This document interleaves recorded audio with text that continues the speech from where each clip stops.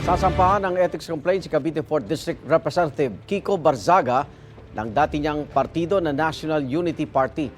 Ayon kay NUP Chairman at House Deputy Speaker Ronaldo Puno, dahil yan sa anyay misbehavior o hindi tamang asal ni Barzaga.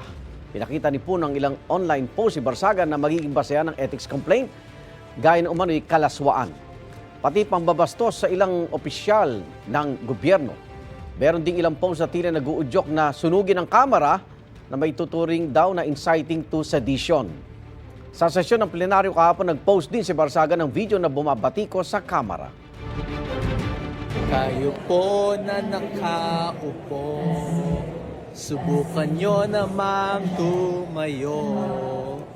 At baka mamyaw meow meow, meow meow meow meow meow meow. Magbabago na ang House of Representatives. We will bring justice into this corrupt system. Tinan niyo nga ito mga pinapakita niya. Yan ba kilos siya ng matinong congressman?